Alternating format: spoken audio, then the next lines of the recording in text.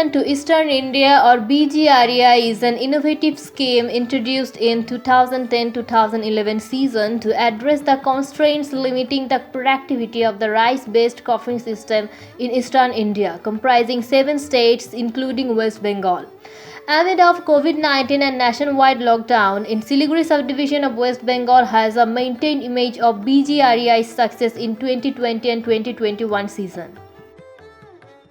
এখানে 154 জন চাষি যারা আছে যারা এই স্কিমের আন্ডারে আছে বিজিআরইআই ডিসির আন্ডারে SS1 তো এখানে আজকে কর্তন প্রক্রিয়া চলছে আমরা মোটামুটি জমি দেখে যেটা অনুমান লাগানো যায় এটার প্রোডাকশন হতে পারে 18 থেকে 20 মণ তো যেহেতু এখানে যে পুরনো ভ্যারাইটিগুলো ছিল মানে চাষিদের যে একটা ভ্যারাইটি সবথেকে প্রচলিত ভ্যারাইটি আছে স্বর্ণা সব মানে স্বর্ণা ওই স্বর্ণার ইল্ড এখন প্রতিদিন কমে যাচ্ছে অনেক রোগ পোকা আক্রমণ বেশি হয় আর এই যে নতুন যে ভ্যারাইটি SS1 এর উপরে কোনো রোগ পোকার আক্রমণ তেমনি আমরা লক্ষ্য করতে পারিনি তার মধ্যে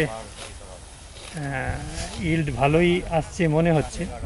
তো আজকে আমরা যেখানে দাঁড়িয়ে আছি এটা হচ্ছে BGREI থেকে ধান দেওয়া DRR 42 ভ্যারাইটি তার নাম।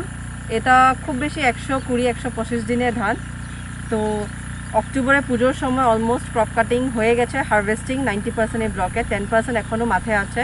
তো আজকে আমরা এখানে দাঁড়িয়ে এটাই বলতে চাইছি যে ধানটা মোটামুটি অনেকটাই ভালো। আরও অনেক সময় কৃষকের একটা চাহিদা থাকে কম দিনে ধান লাগাবো। শিলিগুড়ি সাবডিভিশন ভিতরে মাটিগাড়া নকশালবাড়িতে অনেকটাই মানে হাতির প্রভাবের জন্য কৃষকরা ধান লাগাতে একটু মানে সংকোচ করে। তো যেমন কিছু কিছু জিপি আছে আঠারো খায়, আপনারা জানেন যে কাছাকাছি অনেকগুলো ফরেস্ট এরিয়া আছে যার থেকে হাতি ও গন্ধ থেকে অ্যাট্রাক্ট হয়ে চলে আসে। তো তার জন্য কৃষকরা একটু কম দিনে ধানটা চাহিদা বেশি, তার জন্য হয় DRR 42টা একটু আলাদা একটা মানে পার্সপেক্টিভ থেকে দেখলে ভালো হয়। This year, 4 blocks including Matigara, Nakshalbari, Fashidawa and Kharibari all have a decent production rate. প্রোডাকশনটা 120 দিনের প্রোডাকশন ধান পাচ্ছে তার মাথায়, আর যেটা বলো বিঘা প্রতি 15 মণ থেকে 15.5 মণ ফলন হয়েছে, ফলনটা ভালো হয়েছে। Block or cluster demonstration of improved production technology is one of the major interventions of BGREI. With that, seed distribution and preparation, need-based inputs, post-harvesting management and marketing supports are the other important interventions of BGREI. আমি agriculture department থেকে একটা ধানের বীজ পেয়েছিলাম, যেটা variety হচ্ছে 1153। তারপরে পাওয়ার পরে সেটাকে আমি শোধন করলাম। শোধন করার পরে বীজতলায় বীজ বোনা হলো। বীজ বোনার পরে মোটামুটি 22 দিনের মধ্যে সেটাকে রুপনি করা হলো মূল জমিতে।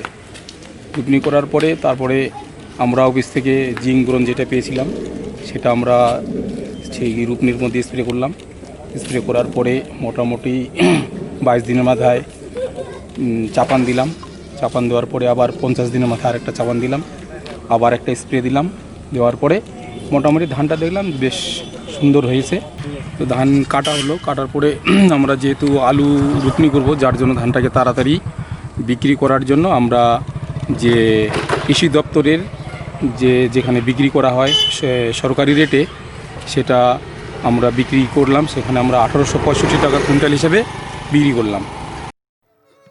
This year, farmers did the cultivation using the high-yield varieties like DRR 42, Swarna Sab1, MTU 1153. They received seeds from the block offices of Department of Agriculture.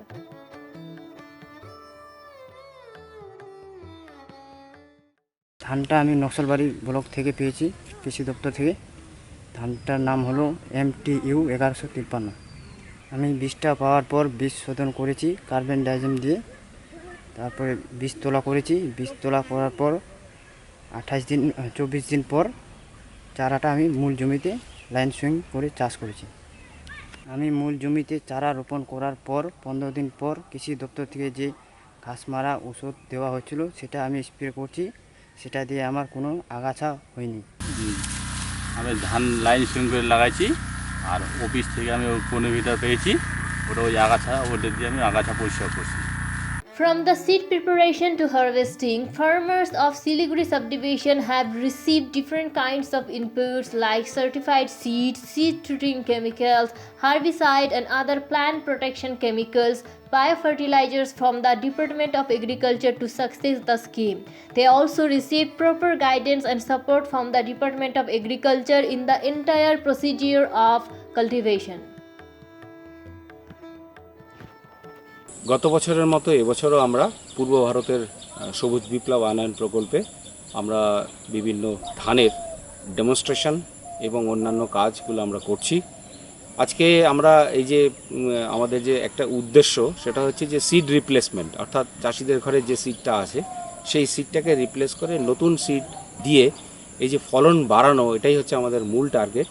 তো এই ডেমনস্ট্রেশনে মূলত আমরা বিভিন্ন ধরনের টেকনোলজিগুলোকে অ্যাডপ্ট করাই, উন্নত যান্ত্রিক এবং সঙ্গে যে সমস্ত আমাদের ইন্টিগ্রেটেড অ্যাপ্রোচ থাকে, যেমন integrated micronutrient management, integrated fertiliser management, integrated pest management, তারপরে হচ্ছে আরও আনুষঙ্গিক যেগুলো জুডিশিয়াস, যাতে আমাদের সমস্ত কিছু অ্যাপ্লাই করা হয় জুডিশিয়াসলি, এবং ওভারঅল আমাদের একটা ভালো ধান এবং ভালো মানের বীজ যাতে আমরা ভবিষ্যতের জন্য প্রিজার্ভ করতে পারি, সেই জন্য আমাদের এই ডেমনস্ট্রেশনটা হচ্ছে।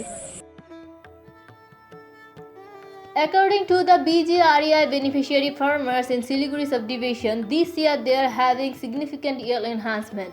If you look into the production, this year we can see that in stress-tolerant varieties, Kharif paddy average yield is 4,171 kg per hectare, which has 7.91% increase over control. On the other hand, CSV Kharif paddy average yield is 4,276 kg per hectare with 8.6% increase over control. Farmers are also happy with the seed variety.